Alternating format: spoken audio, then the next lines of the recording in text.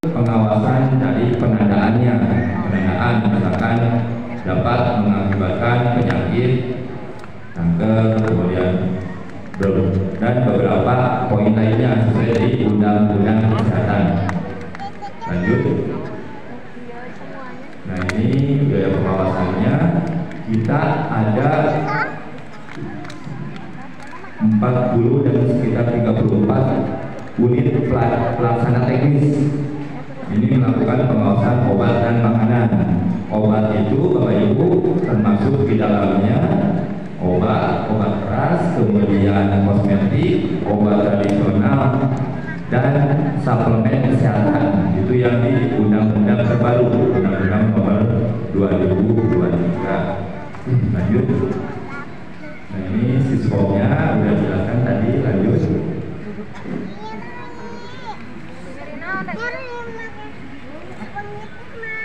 Nah, untuk pangan tadi sudah disebutkan, pangan bisa berasal dari sumber hayati, produk pertanian, perkebunan, perikanan yang diolah maupun tidak diolah sebagai makanan minuman bagi konsumsi manusia.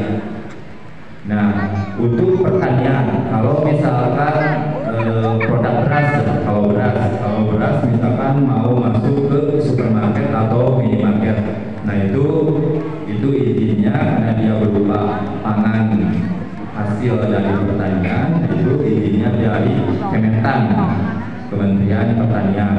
Ketika misalkan bahan bakunya diolah, misalkan tadi kentang diolah menjadi keripik, menjadi snack, kemudian menjadi skala industri, nah itu bisa didaftarkan di Badan POM. Biasanya sebelum ke Badan POM, biasanya dari industri rumah tangga terlebih dahulu.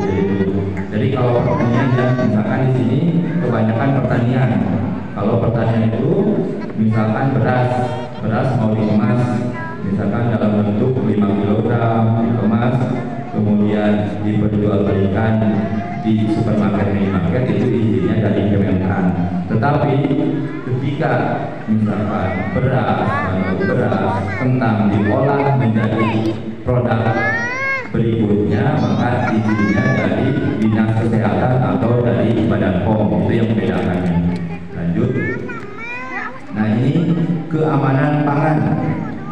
Ini biar singkat, ada 3, yaitu biologis, kimia, fisika. Kalau fisika mungkin gampang, misalkan bagaimana makanan itu tidak tercemar, misalkan batu, staples.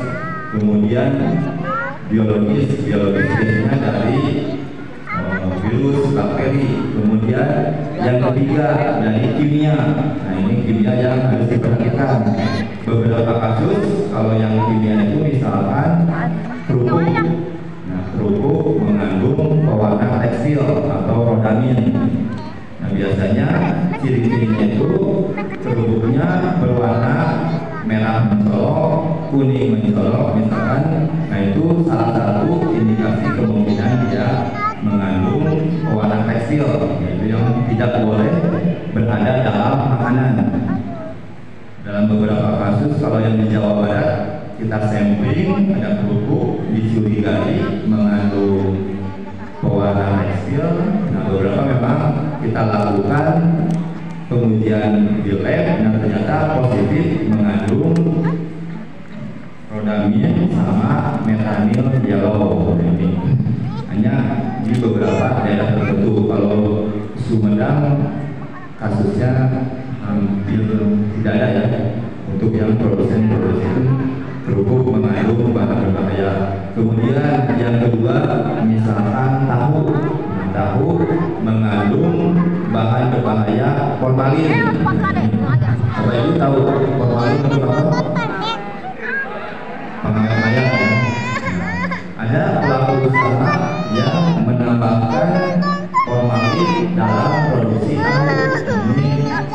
Dulu ada beberapa yang di Kota Sumedang terkait misalkan produksi tahu yang mengandung formalin, tapi alhamdulillah untuk yang sekarang kita lakukan sampling di Kota Sumedang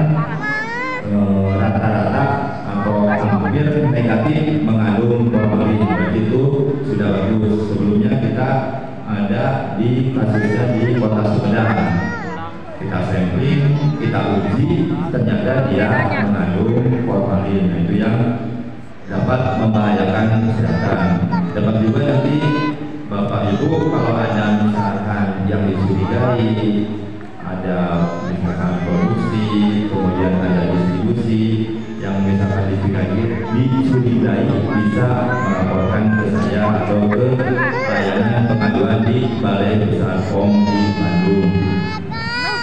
Lanjut saja ke produk obat. Ya. Tadi kenapa? Gak bisa kayak beli Nah ini obat bahan alam. Obat bahan alam tadi sudah disebutkan contohnya jahe merah, kuning.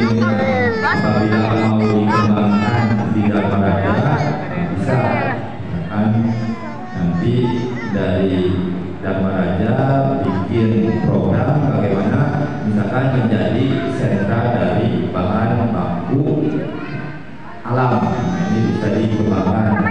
Contoh misalkan sekarang dengan COVID permintaan jahe merah itu bisa dikembangkan. Yang di beberapa yang kami serta sudah ada beberapa yang mengembangkan produk dari jahe. Nah, kemudian penggolongan bahan alam ada jamu herbal sama fitofarmaka. Untuk memastikan misalkan ibu membeli jamu di toko jamu, depot jamu. Jadi beberapa memang ada beberapa pelaku usaha yang ketika membeli jamu, misalkan ada, saya sebutkan aja ya, misalkan ada yang klaimnya dia tawar menteng, tetapi dia melakukan pemalsuan, kemudian ternyata di dalamnya itu mengandung obat keras, contohnya dexamethasone, dexamethasone. Nah, biasanya bapak-bapaknya yang bekerja keras ke ladang, ke sawah, merasa kurang enak badan. Ketika minum jamu itu ternyata jamu itu menjadi badan itu tidak enteng atau ringan. Padahal di dalam jamu itu mengandung misalkan paracetamol, kemudian dexamethasone, kemudian ada yang mengandung dexamethasone. Padahal dia misalkan punya sakit encok, kemudian bekal, maka minum jamu itu merasa ringan. Itu yang harus diperhatikan. Jadi yang namanya bahan alam, obat bahan alam atau obat tradisional itu tidak mengandung obat keras. Karena misalkan bapak yang sudah ke ladang, ke kebun, ke sawah, misalkan merasa capek, kemudian tiap hari minum jamu yang mengandung bahan obat keras tersebut, itu bisa membahayakan ginjal dan hatinya. Nanti bisa ginjalnya bocor, kemudian hatinya mengalami kerusakan. Itu yang harus diperhatikan. Jadi pastikan ketika membeli produk itu ada izin dari Badan POM-nya.